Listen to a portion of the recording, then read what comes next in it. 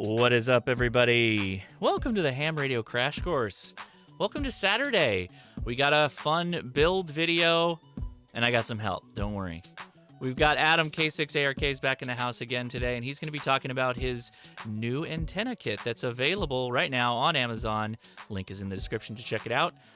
He's already been shipping them, and there's a lot of people that are building them and posting pictures and videos on YouTube. So everybody who's wanted one of these, this will be the video with Adam here walking you through, or walking me through, so you don't fall through the holes I normally would in building this cool antenna. So enjoy the memes, and we'll get started soon.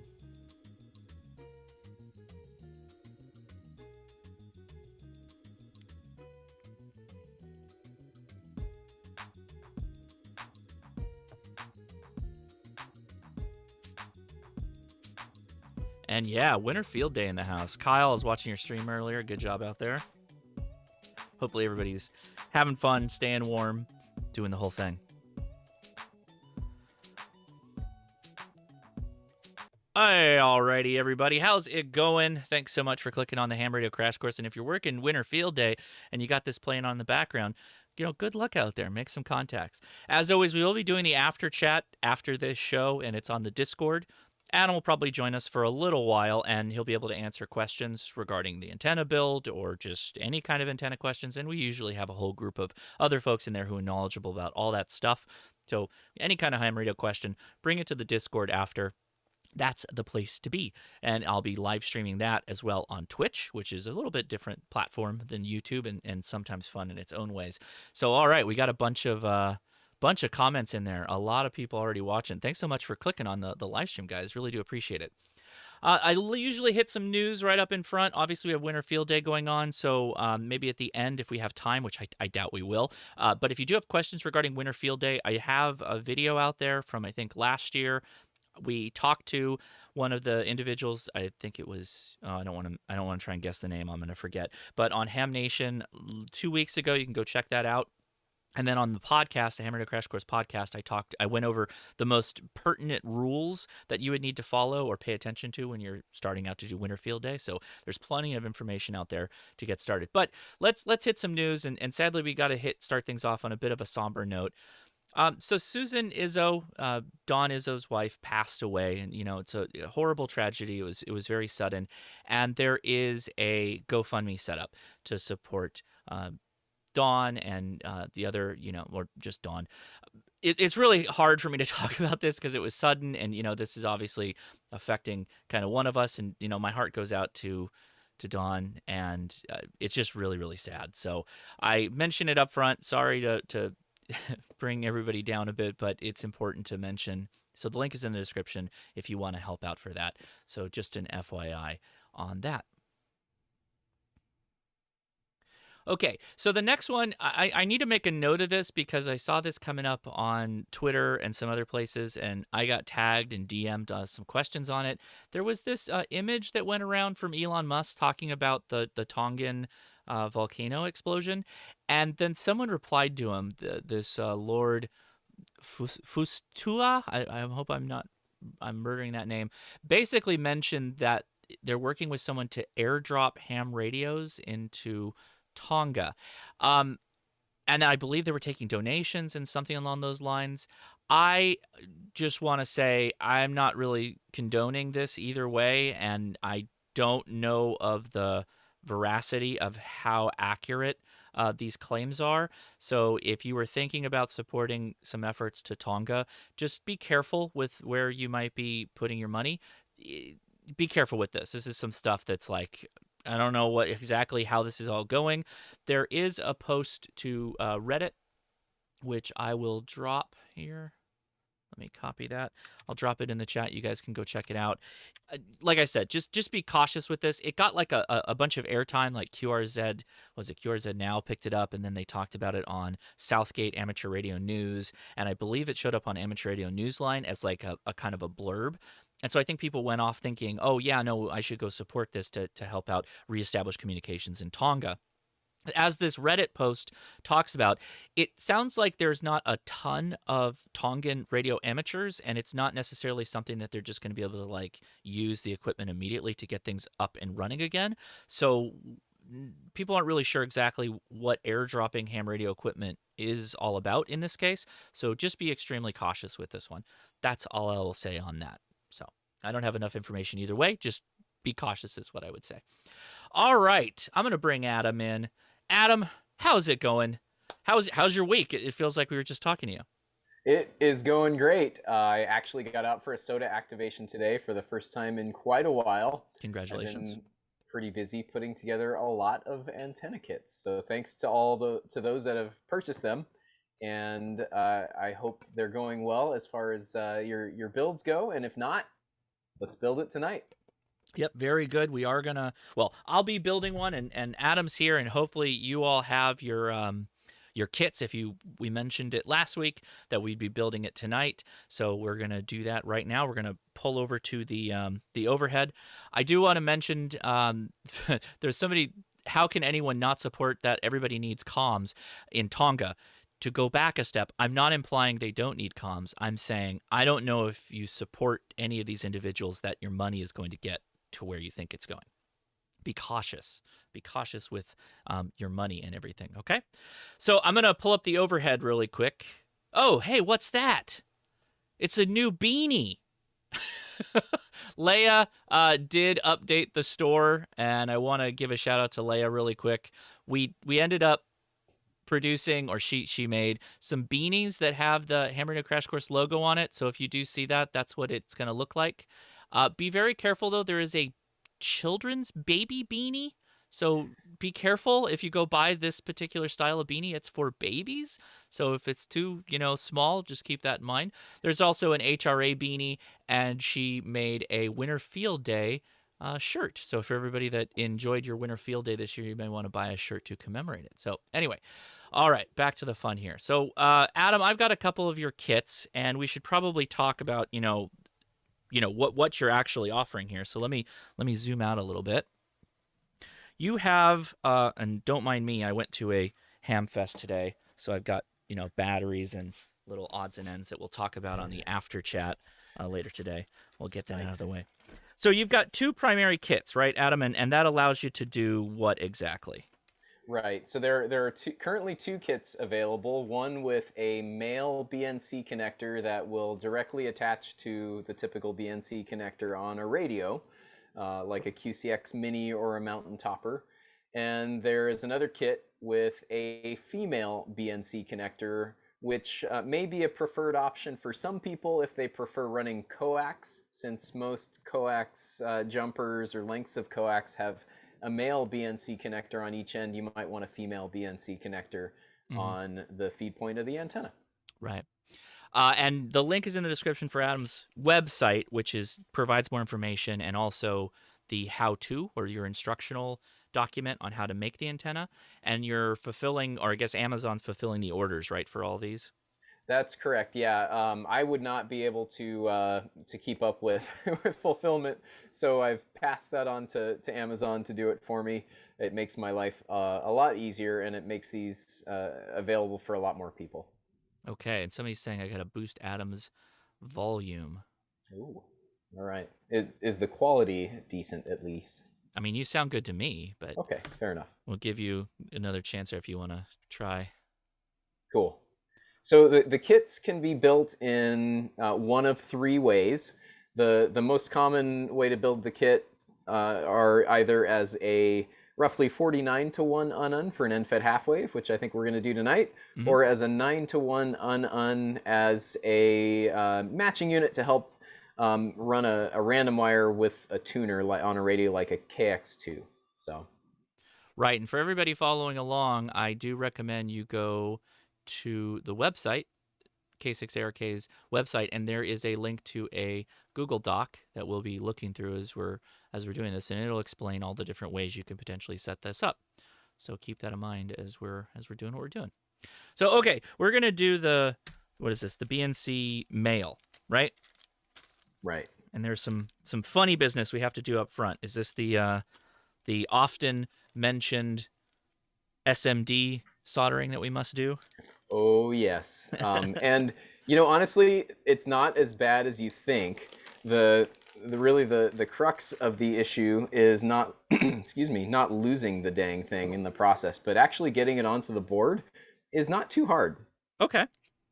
All right, so I'm looking for it. I see it. Okay. So the all hope is not lost. I do know where it is at in the bag.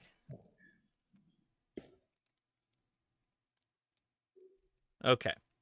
So I have one SMD, a toroid, your custom PCB, and a couple bits of shrink tubing and wire here. Yep, All 11 right. parts to the kit, counting the sticker as a part. Okay. Let's see if I can get this in real close so you guys can see it and add a little bit of light. So that is a tiny SMD. That is no joke. It does have this little plastic card that it is in, so make sure you're cautious with it when you're doing this. And so what's your recommended process here? I believe you said you're gonna tack, or I go and tack a little bit of solder on one piece of the board.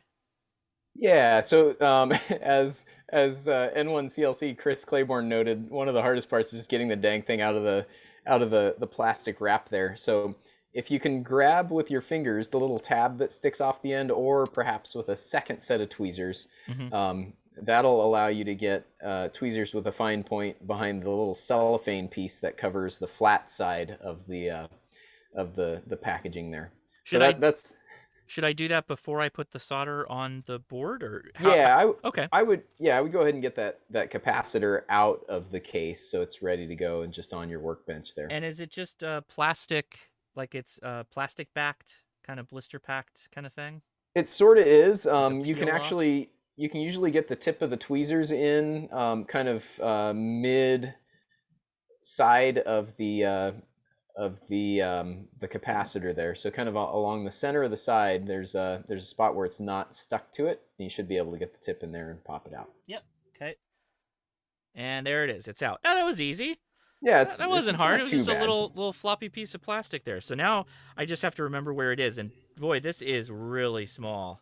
Whew. Yep. Okay. Just to give some scale reference, that's a 0603 sized component.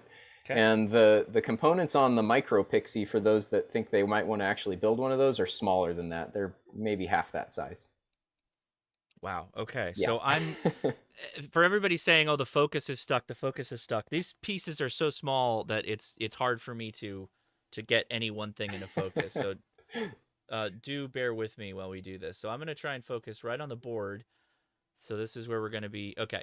So I've got it. So do I want to just set the cap on the Not yet. Okay, So not yet. Yep, leave the capacitor down and take your soldering iron Okay. and make a little tiny blob of solder on just one of the pads. And it doesn't matter which one? I would say it doesn't matter which one, but think about because your next step is going to be to hold the capacitor with the tweezers in one hand and solder with the other hand. Yes. So think about which side you want the soldering iron on and put the solder on that side first. Okay. Done. Cool. All right. So now I'm going to take the tweezers. Yep. And this is gently. yep, you want to be careful with that, because if you pinch the wrong part of that and catch just the corner of it, you can easily shoot this thing across the room and never find it again. That's All right, I'm gonna Don't get ask me how I know. I'm gonna get very close in on this for some close work. So nobody, my audio might be a little miffed as I do this, but here we go. So you're gonna basically get the capacitor close to where you want it. Oops, Melt the solder. Yep. I just popped it. Yeah. So you melt the solder pool and then just slide the capacitor right into place there. And once it's in place, you let it cool, and you solder the other end of the capacitor down. I think I did it. Okay, I did give it a little side action there though, and Doesn't matter. shot it a little bit across the table. All right, here we go.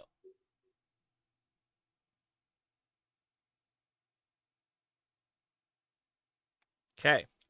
Now I'm that was kind of a little rough on the first solder, so I'm gonna go back and touch that up a little bit. Sure.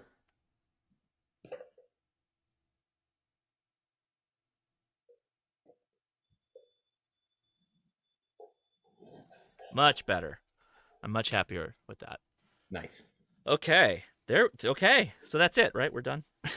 Oh yeah, we're done. That's it. Okay. It will antenna now. Okay. All right. So let's go ahead and pull up the web.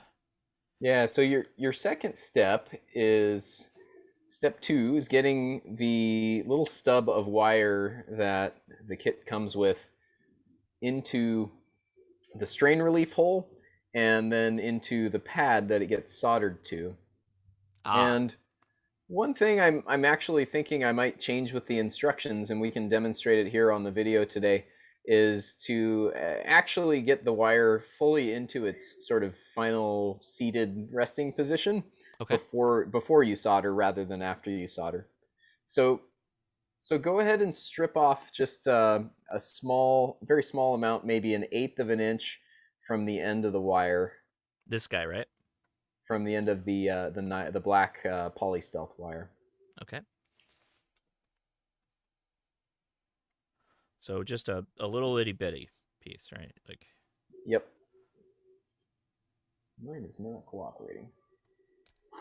Okay. Now I am on manual focus right now, so it might be a little weird.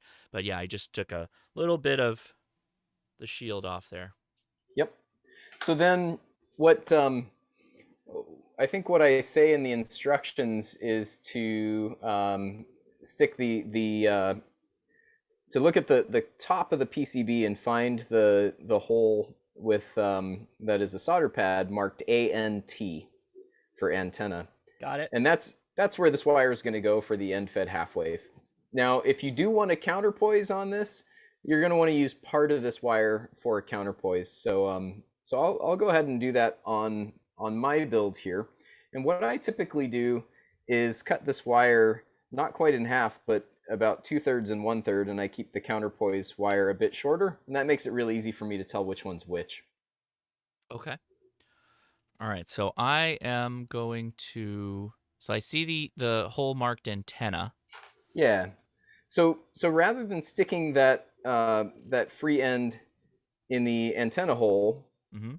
instead first stick the free end of the wire, the stripped end of the wire, down from the top of the board through the strain relief hole out the bottom, and then bring the end of the wire back up into the solder pad hole.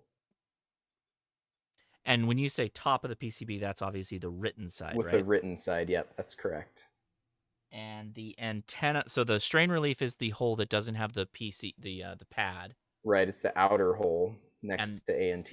and then just below it is the antenna hole, right? Right. Okay. So I'm going to. This is stranded wire, so I'm going to take a little bit of twist on the end here to get back through the pad.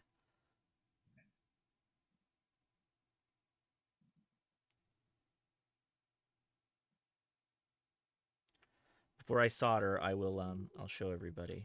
Yeah, and you're welcome to switch to my camera too. Make that one big if you want. Okay, so let me show the camera. Do you see that? Can you see that? Hold on, let me focus. Its focus is off. See now you're realizing just how difficult it was to make the build video for this thing. Oh yeah. Okay, so it was a I've hassle. gone through the back of the PCB. Yep. And So I'm through the antenna hole. right. So then what I usually do next is I'll take a finger and kind of bend over the wire that's That's what sticking I'm out through the doing. hole. Yep. Yeah. So it stays, and then pull that wire on the back so it's flush. Just Before pull that. soldering. Yep. Okay. And I find that's actually easier because a little bit of solder tends to wick into the wire and make things difficult. So I'm going to reposition this wire to be off of the other pad. that exactly. So that's something you want to be cautious with, and you may even you might want to trim it if it's a bit long there. That's the other consideration. I definitely will, but I feel like I need to hit it with some solder to really be confident. Yeah. So you're doing exactly what I do. I bend that wire so it sticks straight off the side, so the whole thing will sit flat on my workbench and make it easier to solder there. You know, I'm a big advocate of like PCB vices and using all that when I'm doing these. But Yeah, this is kind of small enough, and you're gonna be like two-handing a lot of stuff that you don't really need the vise. I have it here just in case I want to switch to it. But so now would be the time to solder it down. It sounds like. right. Okay, I'm gonna switch to you here in a second after I drop this little solder blob. Cool. So I'm pushing And down, and I'm just hitting it with a little bit of solder, waiting for it to wick, and then I'm pulling out. correct. Okay, let me go over to Adam here. Yeah, so I've got mine soldered. That's the first one here, and I've got the counterpoise started. So I'm going to go ahead and pull that counterpoise wire flat. I'm going to bend it out to the side, and the counterpoise gets mounted on there just the same way as the main antenna wire, but in the C poise hole. So with the end-fed half-wave, I've found that for most uses, you don't really need the counterpoise. When you're running QRP, it tends to not be an issue. I actually had some issues today with RF getting back into my rig and messing up my USB connection with my computer while I was trying to run FT8. And I think a counterpoise may have helped give a path for that stray RF to go. So I'm going to try building one now with a counterpoise, and I'm going to test that with that same wire antenna and same rig and see if it makes any difference for me. Okay. I have added light. There was questions about adding light. So I've soldered. I'm gonna go and snip the end a little bit Cool. here Good call. just to clean things up. Oh yeah, you can see that a lot better now. Nice. Okay, so I'm gonna snip this just to clean it up a bit. So we got a smooth little mound of solder, little mound of solder on the board, just like that. Whoop, you see it right there next to the clippers are Yeah, right on it, right there. that looks good. And like Josh said, you want to be cautious to try not to bridge to any of those other pads. They are packed in there pretty tight, Mm-hmm. and if you short that out, it's not going to work right. Yeah. Okay. All right. So it sounds like if you're following along with what Adam was saying, if I wanted to, which I might, I don't know, maybe I won't. I haven't decided yet. So there is another strain relief for the counterpoise, and there's another pad that you can solder into, which is right there. So let me get my little tweezers out.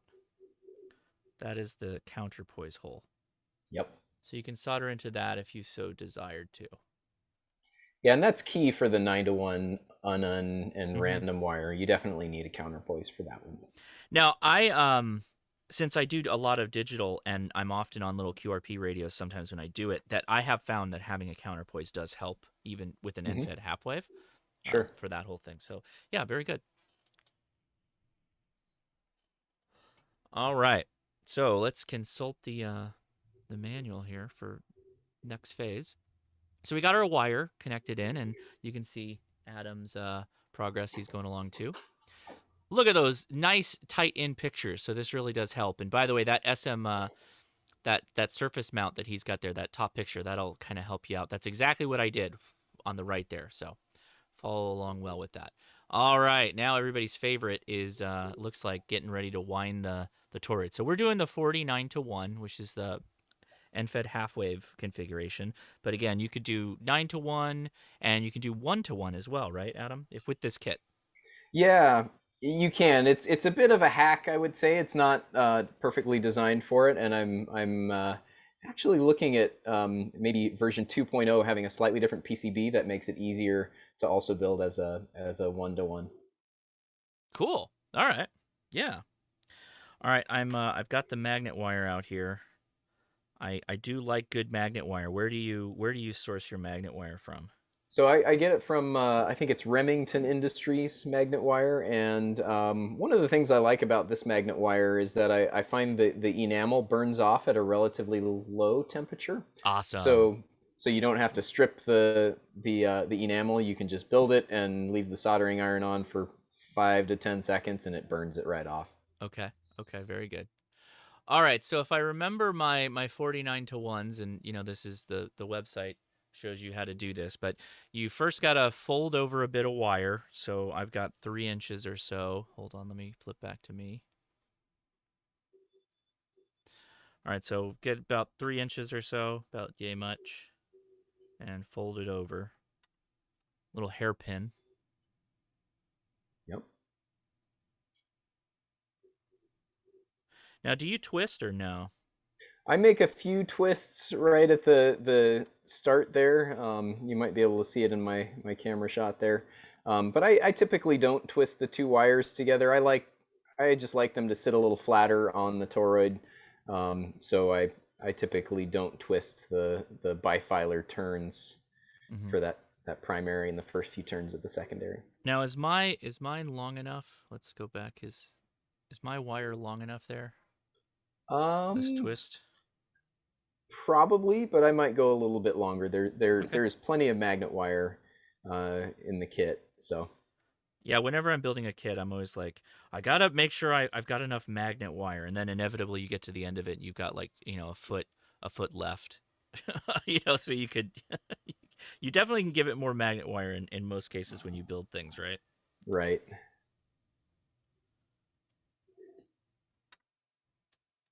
All right. So for everybody that's curious, I don't have a label up here, but the white background is my video, and the blue is Adam's. So okay. All right, so now we get to the part of making the transformer windings here. So your toroid is included in the kit as well. Right. It's a And FT50-43. That's the size and mix. and so this is about how many turns? 3 turns on the Yep. You want to do 3 bifilar turns, which is the primary and the first 3 turns of the secondary. Okay. So how is the way you do this? Now that So I'm the way holding I this. do it, I position the stub of wire in this coming out from the center of the hole. So stick it up through the center. Yep. And then I hold the toroid about like you can see in my photo or my shot there, where I press my index finger kind of against the wire to hold it in place. Mm-hmm. And I'll actually wind those 2 wires one at a time. I usually do the shorter one, which is the primary, first. Mm-hmm. So I'll send the shorter one through, pull it tight, and then I'll wind the longer one through right next to it. And then I'll wind the shorter one through, and then I'll wind the longer one through. And that's basically your three turns. Basically, a turn is counted each time the wire goes through the center of the toroid. Mm-hmm. So. All right, so I'll do that now. And do you have a particular method to it? Do you just go over and See, through? I'm not sure if you're. Are you winding with your left hand or your right hand? I'm holding the toroid with my right. Okay, so you want to wind the other direction. The winding direction is key on this because it needs Ah, to put the stubs in the right spot to go in the right holes on the PCB. okay. I'm glad I asked then. So Yep. let me start that over again and get this all straightened out. Okay, so now I'm through. So that's one. So here we go. We're going to go, Yep. or once through is this one here. Be careful the other end of that wire too. You don't loop it. And if they do cross over, it's not going to do anything. It doesn't hurt the performance of the the transformer. You'll Okay. actually find a lot of designs where they just twist those together to do this winding. Yeah, I have seen that before. All right, so I'm on And the, now I'm taking the other wire, the yep. longer, and going through as well. Okay. All right, so then you said we're doing that 3 times. So once, So you actually do that 2 times because you actually before you started winding, you already had a turn on there because the end of the wire already went through the center of the toroid. So right. you add 2 more full sets of turns.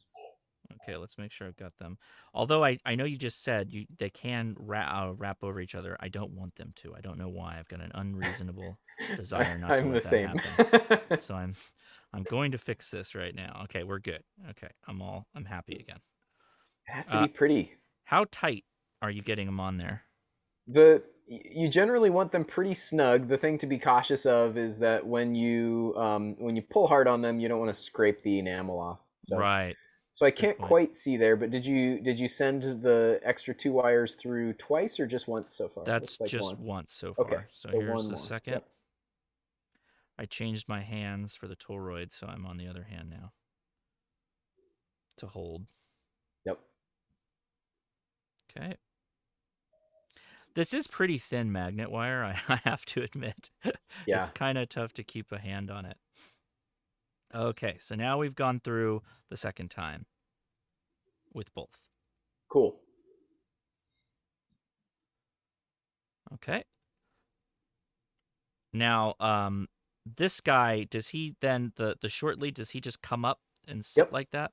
Yeah, the short lead just stays there in that same that position it ends up in, kind of pointing from the outside of the toroid in the same direction as that first little loop.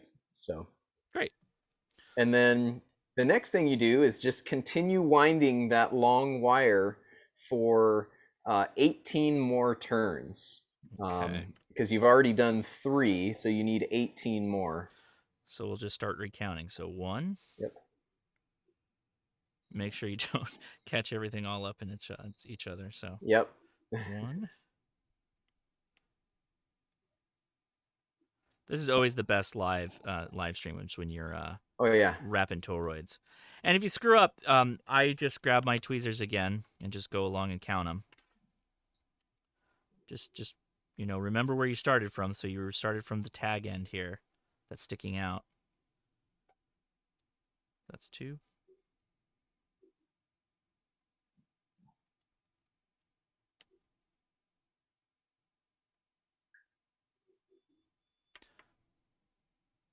And Adam's already got his done, it looks like. You don't How want many to of these know. have you built, Adam? You don't want to know. I don't actually know, but if I had to guess, I would say probably close to from somewhere between 150 and 200, I would guess. Whoa! I didn't expect that high of a number. Wow. I think that's realistic.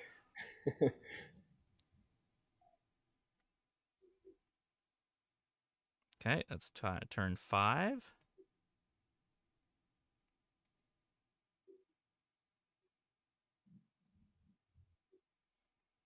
Now, then the other question that goes along with that is how many contacts have you made on an antenna like this? A lot. Definitely a lot. Would you say you've made more contacts on an antenna like this than you've actually built? Oh yeah.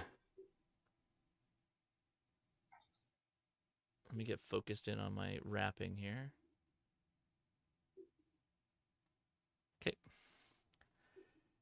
All right, so I already lost count. That's 6. Give me a 1 in the chat if you're building along with us live, guys. I'm curious who's actually building live.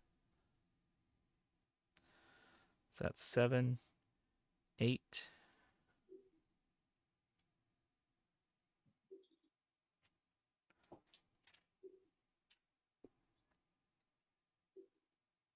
Nine.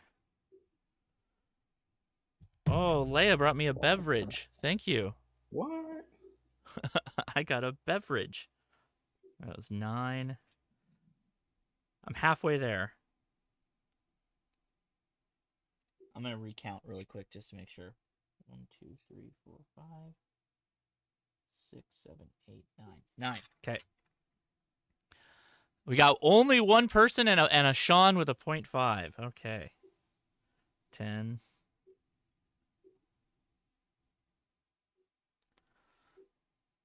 11.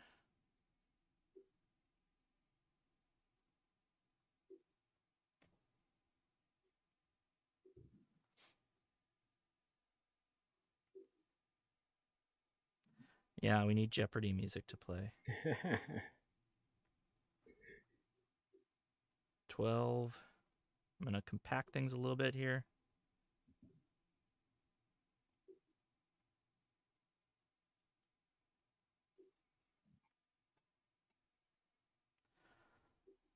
13.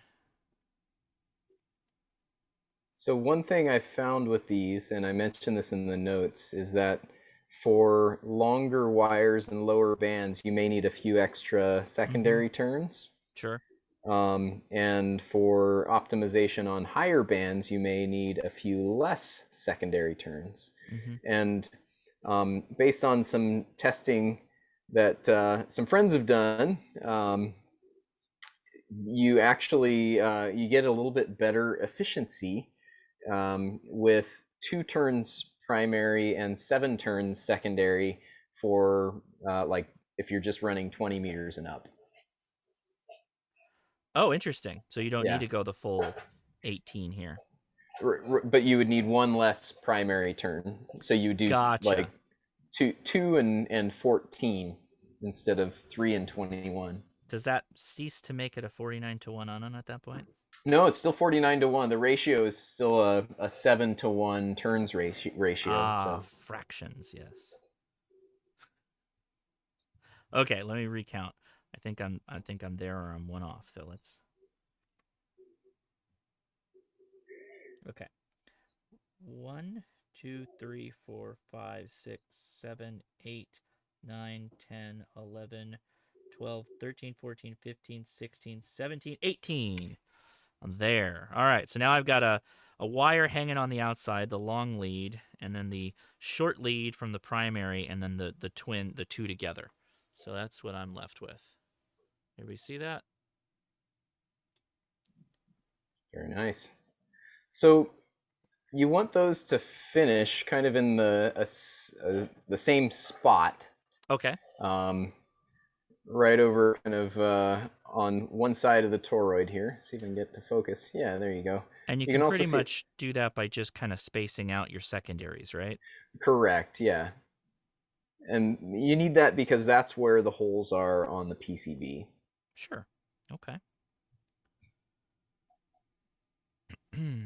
Very good. Now, is there anything I need to do to the doubled up wire to make ready for solder? Not really. So you want to make sure they're twisted together, but not like super tightly twisted. The holes on the PCB are a little bit tight for the doubled up wire, so kind of gently twisted together. Let's see, about as hopefully you can see in my shot there. Okay. Yeah, Um, they're that's decently tight. yeah, that seems to work pretty good. Okay. I'll do that right now. And then you snip the loop off. Yep, snip all of the wires down to about a quarter inch roughly. You want a little bit of room to work with. You can even go a little bit longer if you want to. Yeah, I'm scared. I'm scared I won't have enough, Adam. Then leave it a little long. It's all good.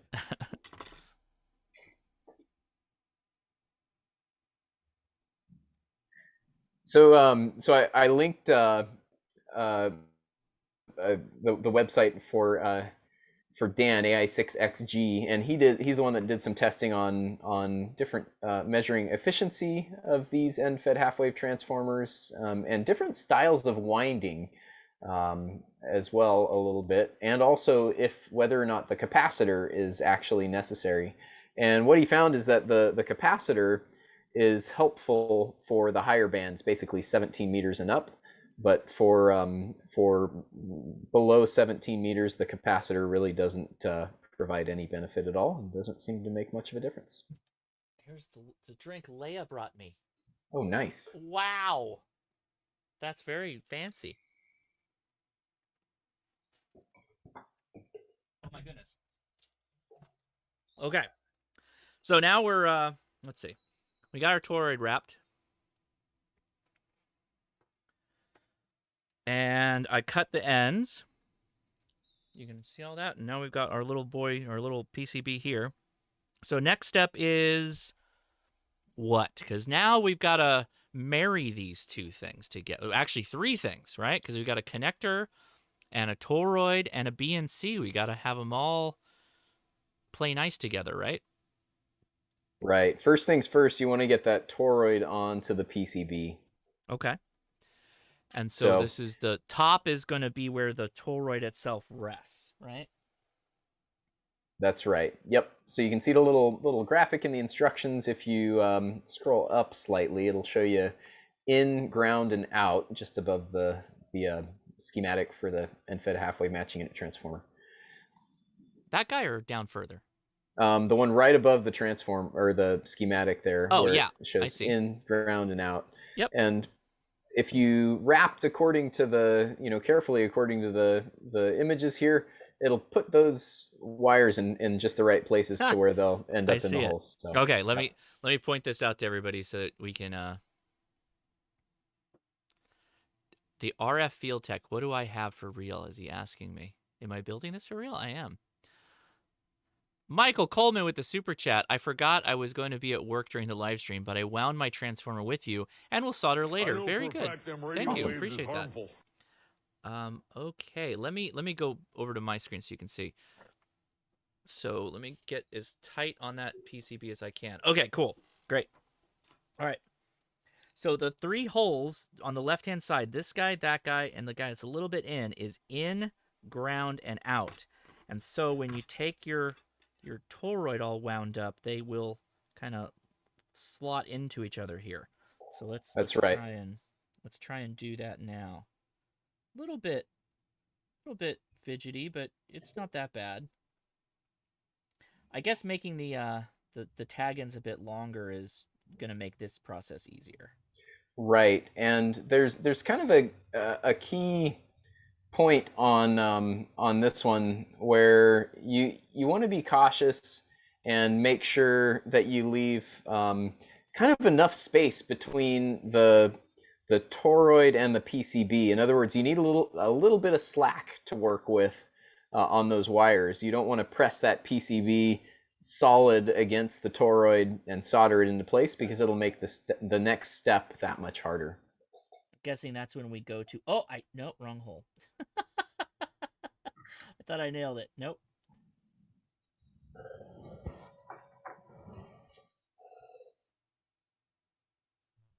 Okay. Yeah, I'm having difficulty with the doubled up wires. Yep. Yeah, if you need to, you might take your tweezers and just kind of twist them together a little bit. Give them a little bit of assistance to kind of Well, I get thought along I with each other. did, but now they're pulled out a little bit. So okay, hold on. I pushed too hard. All right.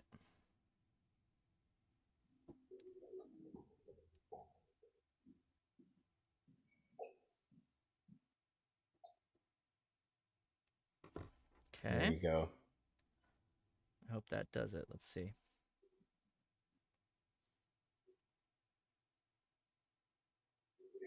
Now, I will let everybody know I am not using a microscope or anything like that.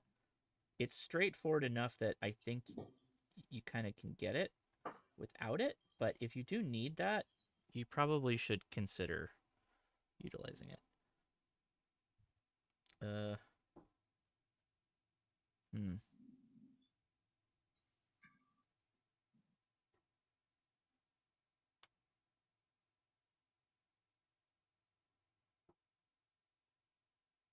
Okay.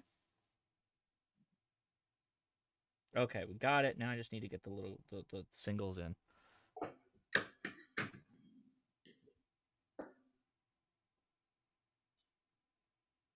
Okay. Whew. I gotta say that was harder than the SMD. Yeah. But I have soldered SMDs before. So everybody in the chat, if you've never soldered SMDs before, I can understand how that might be frustrating. So if you So want to, apologize about the focus. I'm trying to use the manual focus because autofocus will not be granular enough to do this, but you should be good now. yeah, if you want to take a quick look at my Yeah. my shot there, you can see how I left a little bit of space there between the PCB and the toroid, and I find that makes it that much easier to mount onto the BNC connector in that next step. So I didn't do a thing I normally do with magnet wires. I didn't use a lighter and melt the enamel off of it. Do I need to do that or? You shouldn't need to, because Okay. it'll melt away. So I have my Hako set at 750 degrees Fahrenheit, and that seems to be There we go. Get that focus Oh, back. That seems to be sufficient to burn away the enamel, and I think that's kind of medium to high heat for soldering, 750 Fahrenheit. okay. Well, I'm jacking up my Hako then. I normally leave mine at 650, believe it or not. Okay. So, okay. So now am I ready to solder? I just need to gap my my PCB a little bit here. Yeah. So what I would do is kind of take a look at your wires and see where it sits when it's just sitting on your workbench, kind of like I've got mine sitting there, and choose which one seems to kind of put it and hold it in the right place first. And I would solder that, pick that wire, solder it first, let the soldering iron sit there for a good 5 seconds or so to until you see the solder flow nicely onto the magnet wire, Hmm. and then kind of reposition everything, make sure everything's in a good spot before you solder any other ones. And then once you're happy with the spacing and the positioning, then go ahead and solder your others. Okay. Now is the time. So am I focused? About as focused as I'm gonna get. Okay, let's tin up a little bit here. And if you're I'm not sure which one to solder, I would probably suggest soldering one of the outer single wires first, Oh, because really? then you can kind of lift the center of the PCB away and get a little more spacing and slack on that center wire, because that's the one that's going to potentially cause the most problems if you make it real tight. Okay, well, I'm gonna live dangerously because that center wire is actually kind of stuck a little bit Okay, in fair enough. this up position. Like, I'm actually not gonna. Let me just pin this guy really fast and see if this works.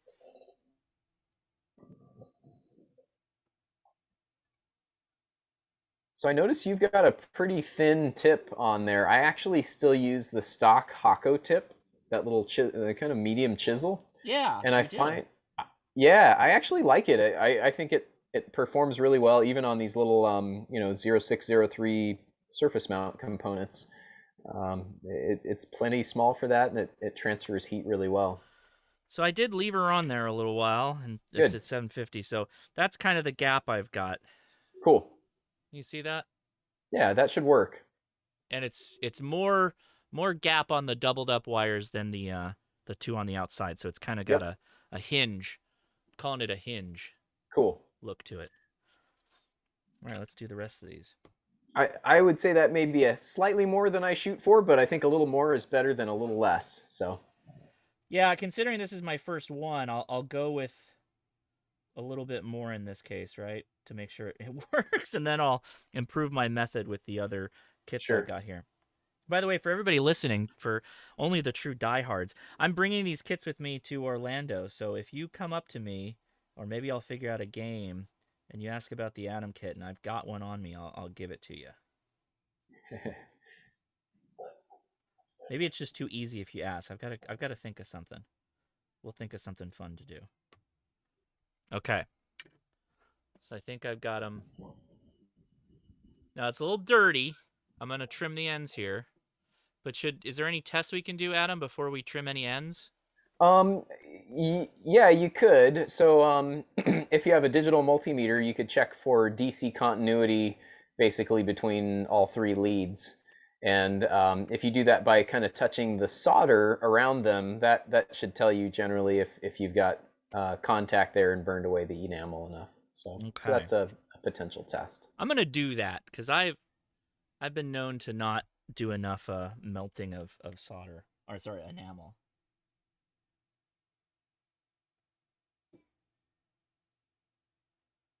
So ground to in or out should work, right? Yep, Uh-oh. Rutro.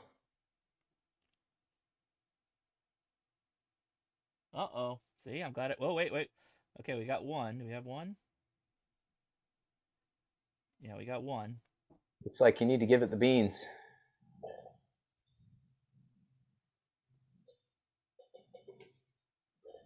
Oh, interesting. So the two in and outs are fine. So we soldered through. We got through the enamel. Okay. I'm glad I.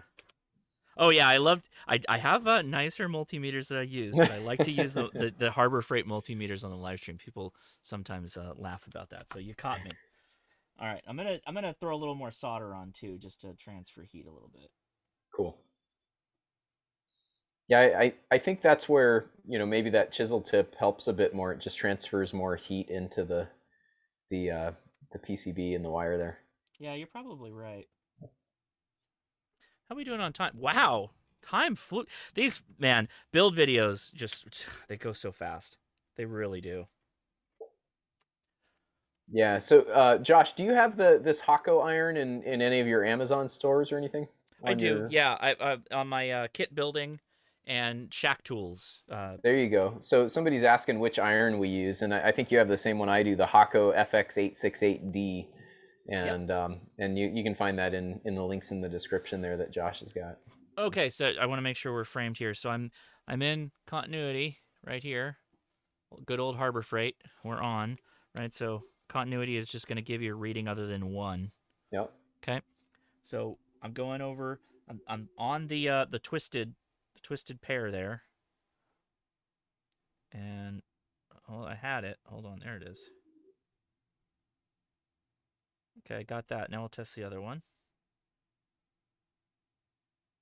Yeah. Try to hit that. Touch the solder. There we go. There you go. Yep. Okay. 'Cause if you And then touch the between. wire, you may just be hitting part of the that still has enamel on it. Yeah.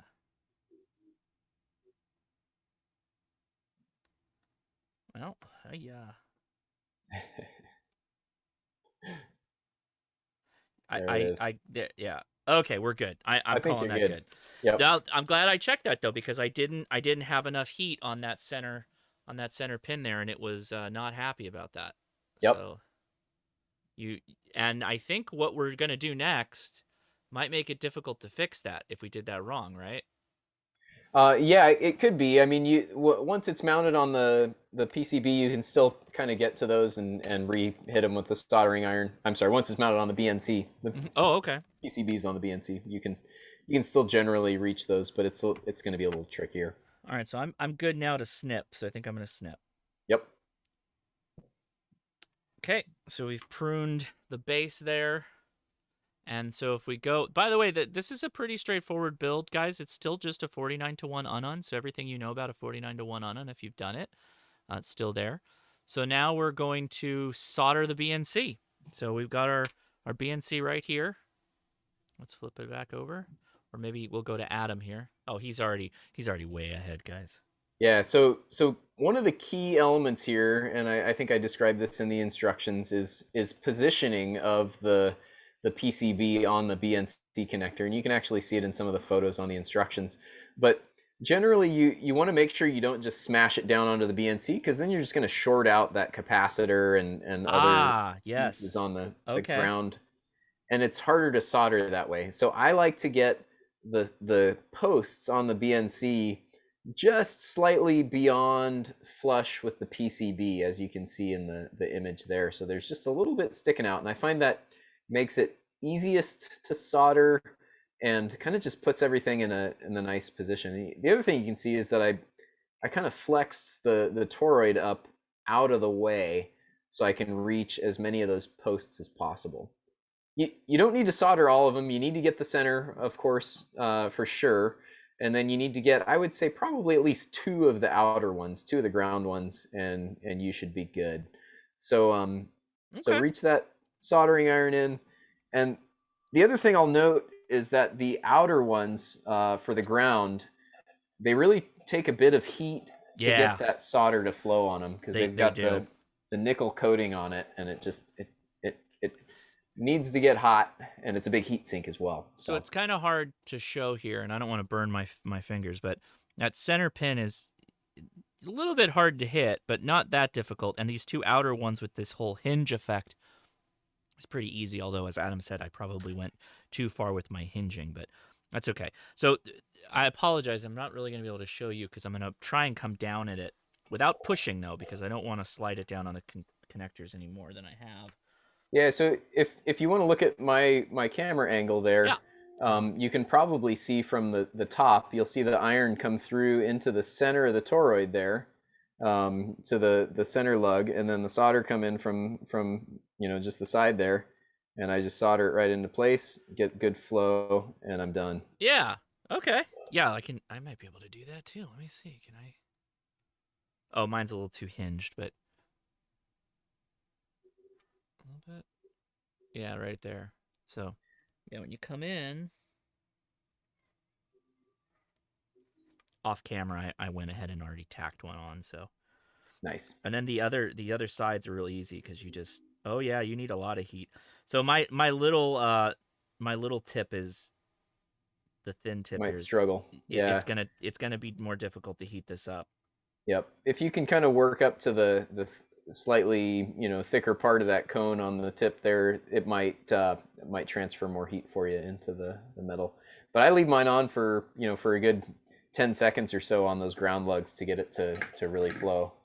It's they are generally uncooperative. So I don't use any spacers to rest the toroid on the PCB. There's not really anything on the toroid that can short. The magnet wire is all insulated with enamel, and that's pretty much all that's touching the solder there on the PCB. But if you're concerned about that, you could throw a piece of electrical tape or something in there to help protect it. That'll totally work.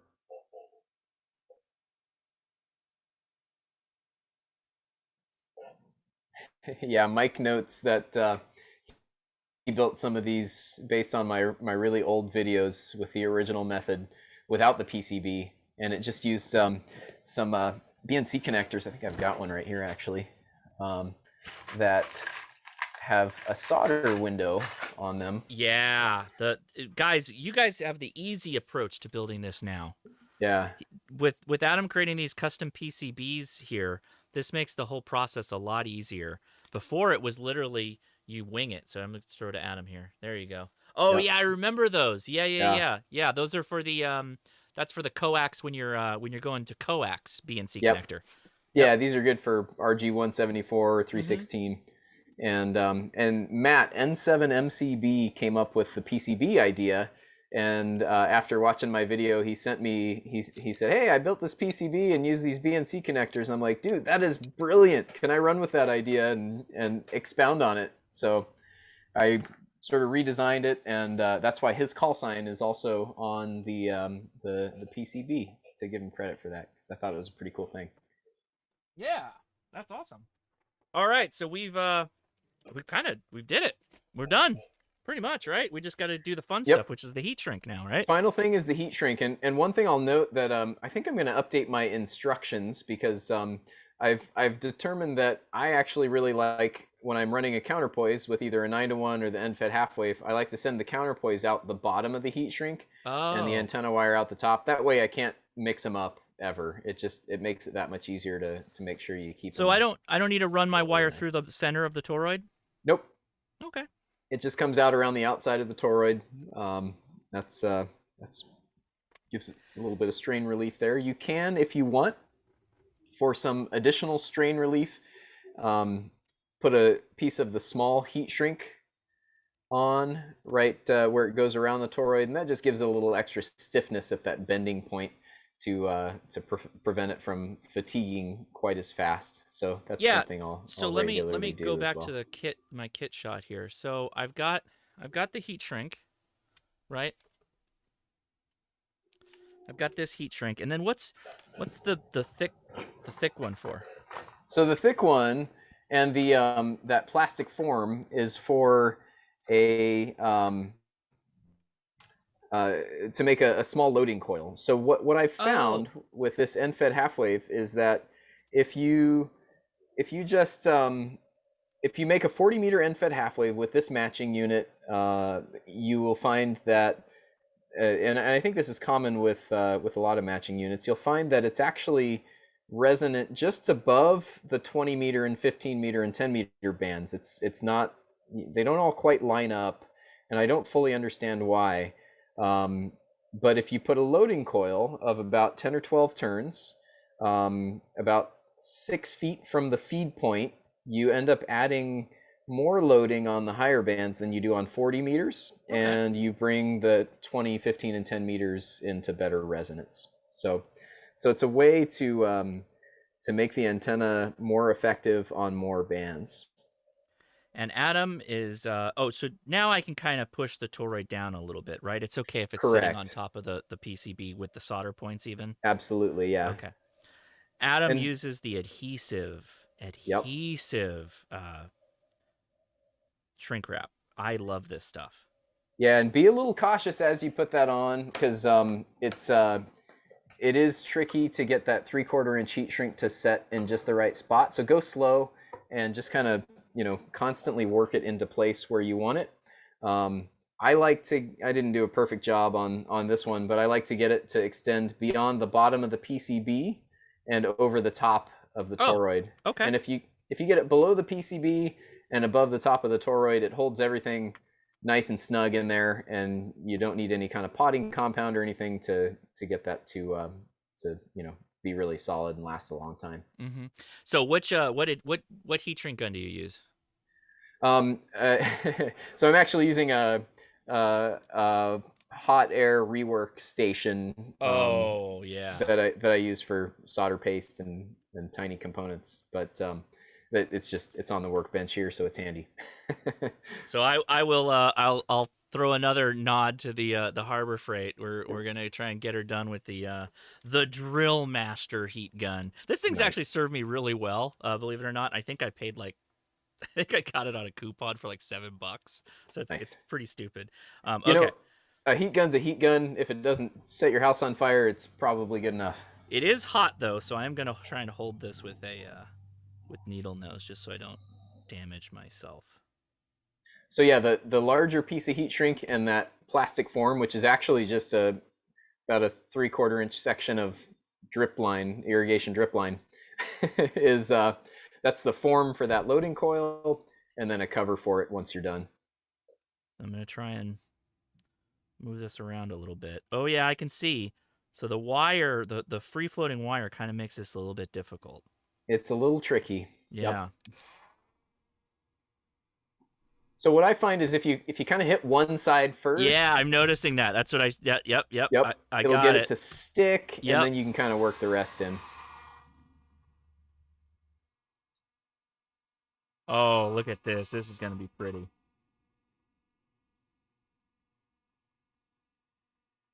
That looks great. Look at that, Adam. You're a great teacher.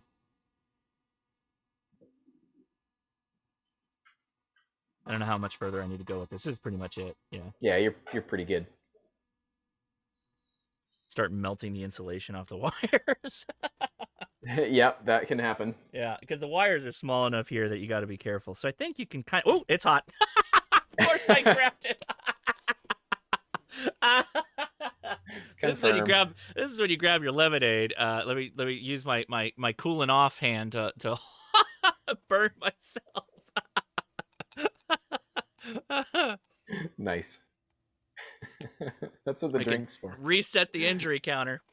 That's why you have a wonderful ice drink that your wife gave you, so you can cool your burned fingertip on your pointer finger and thumb. Exactly. So again, both Adam and I use the Hako. There's a link in the description to my Amazon. What do they call that? Affiliate page. What's the model number, Adam? It is an FX Foxtrot X-ray dash 868D, I think, or 888. Sorry, 888D. Yeah. So fantastic. Really, probably the best soldering station I've used, and I've had about 4 that I've used and burnt through over the course of my my ham career. And it's definitely my favorite. Very simple Yep. though, very straightforward. If you need something that's like more advanced, the Hako they make more advanced setups, but this one is just really simple, really Yep. easy. Okay, Yeah, so so a quick note. I know we're not going to dive into it tonight, but for next steps, right? The next steps are adding wire and tuning that wire. So so what I would generally recommend is if you're planning to build this as a 40-meter end-fed half wave with and you want to also have it be resonant on 20, 15, and maybe 10 if you get lucky, um, get about 70 feet of wire and take your take your plastic form, the little piece of drip line, drill a couple of small holes in it, one mm-hmm, at each end, mm-hmm. and send probably 7 or 8 feet of wire through one of the holes, wrap it around the form 10 Okay, to 12 times, and then down through the other hole. yeah, So you should have then that coil about 6 feet from the end of the wire. And then you can either directly solder the end of that wire to your wire stub here and put some heat shrink on it, or you can use like a 2 millimeter banana plug or other spade connector, so you can swap out wires if you want to. Mm-hmm. So now you'll have a spool of wire, or 70 feet of wire with that loading coil 6 feet from the end. Run it out, set it up the way you're going to use it, and then tune to resonance. And if you tune to resonance on 40 meters first, and then check 20, 15, and 10, you'll probably find that 20 and 15 are good to go. And 10 meters might be slightly higher. I found that it's a little bit more of a challenge to really get 10 meters to cooperate properly. Sorry, get the camera fired back up here. Mm-hmm. So yeah, that's kind of the basic tuning process. I love those 2 millimeter banana plugs because they give kind of a quick release. If something goes terribly wrong and it gets yanked too hard, it'll just pull out of the banana plug.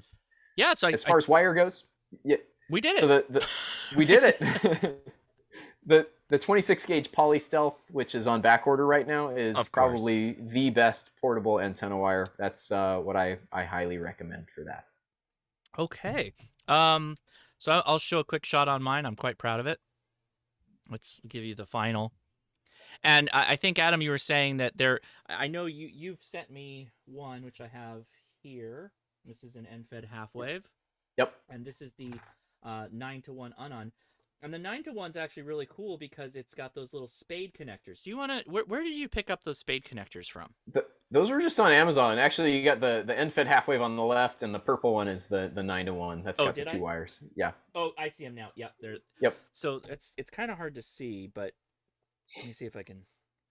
But yeah, those mini spade connectors are pretty good. I actually prefer, I think, the 2 millimeter banana plugs now, because the spade connectors are very inconsistent in how much they grip. They'll either grip too much or too little.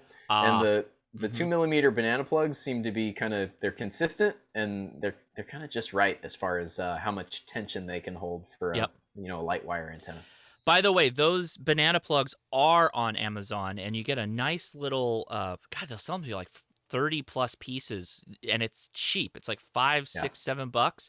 And those are the type of things that have all kinds of purposes, not just for this antenna, but the pack-tenna, those little copper tubes that are on the sides of the pack-tenna. Those are radial spots. You can plug, into that if you want to run a counterpoise. Lots of different uses for those. Those are a thing that you probably buy, and then again, your Harbor Freight plastic drawer, plasticky, thing that you organize parts with. You just dump the rest in there. Then you got them for a long time. You're good to go. Yep. Yeah, they're handy. And the other thing they're really good for that I use them for probably the most are links on either linked end-fed half-wave or linked dipole. Right. If you take a couple pieces of wire have the ends connect with those banana plugs, and then put a piece of cord across that for basically to hold the tension of the whole thing, and put a little slack in where those wires come together. That's a very simple and effective link for linked dipole or end-fed half-wave. Yeah. Shout out to Felix Farquharson. Said, please do a shout out to me, 2E0KNO plus dad, Alistar M7FZZ. Well, thank you very much. Appreciate the super chat. Somebody said, I only have one wire. I did it wrong. So no, I did the one wire end-fed half-wave. Adam did the 2-wire end-fed half-wave, which again, an end-fed half-wave you can make into, you can have a counterpoise if you want to. And Adam started off, towards the beginning of the show, mentioned that you were doing some digital modes and you want to try running with a counterpoise to see if that'll help reduce some of the RFI in the shack. I don't know that it got asked, but Adam, what are you printing today?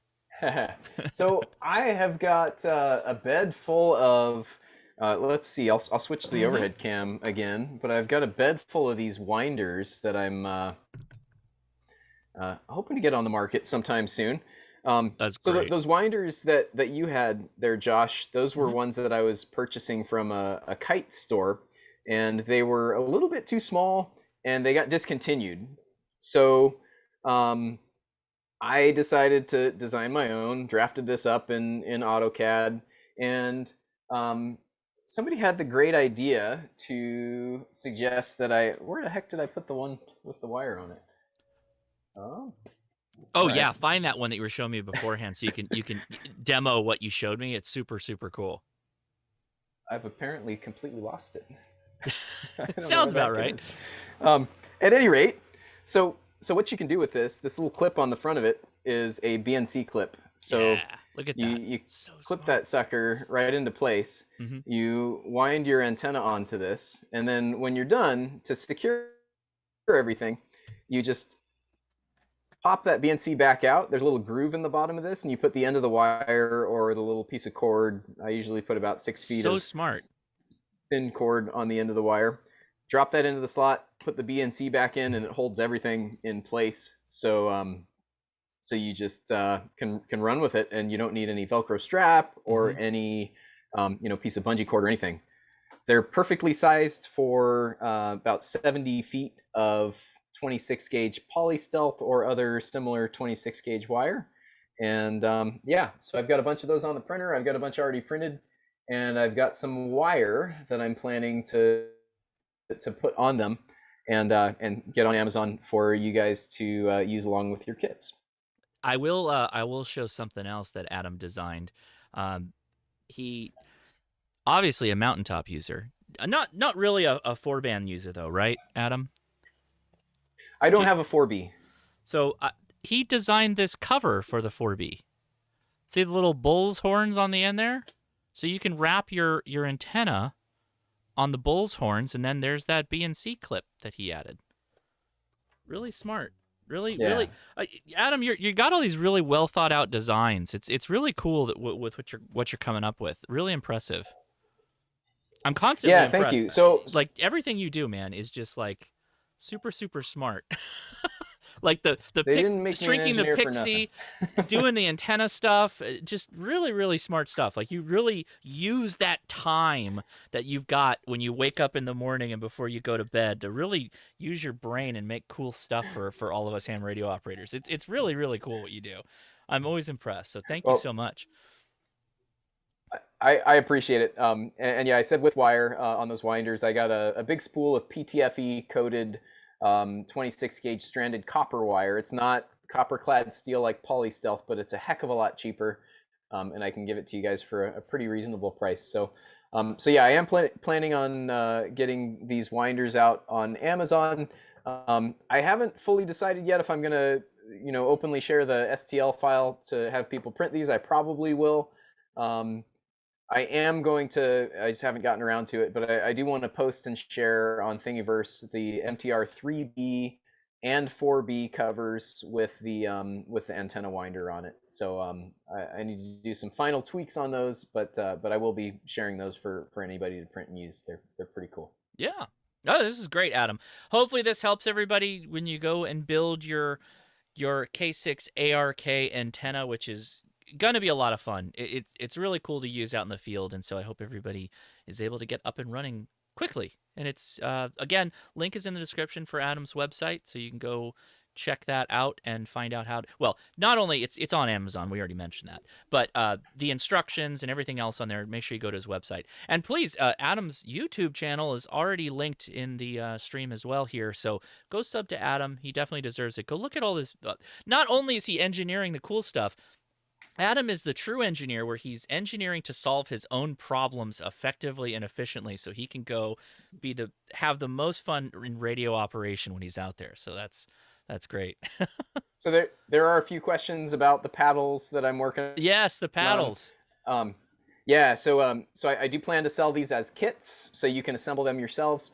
I have parts, hardware for 250 of them on order. So I would guess you'll see those available on Amazon, K6ARK.com, probably in the next 2 to 3 months. Great.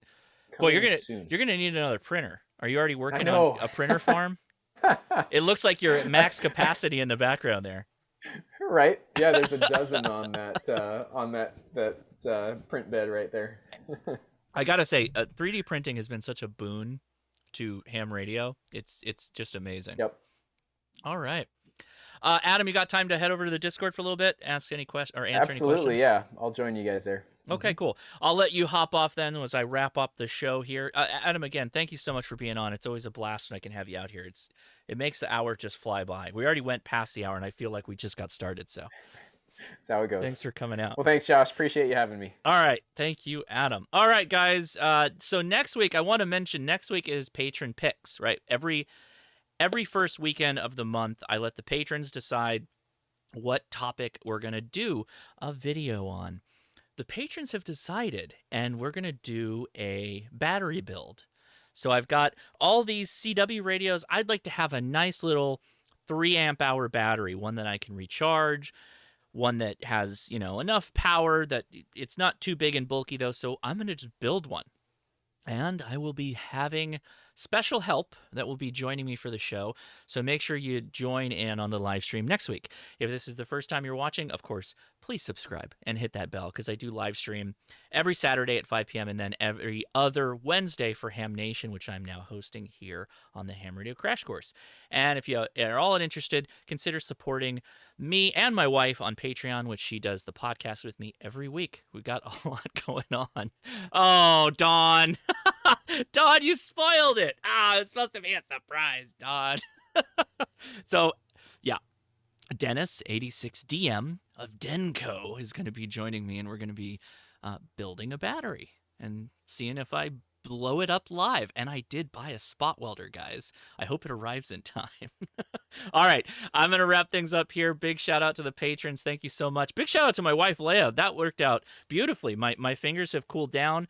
I didn't burn them so bad that I need to treat them with anything, but the cool glass really did help. And this is a delicious beverage to go along with it.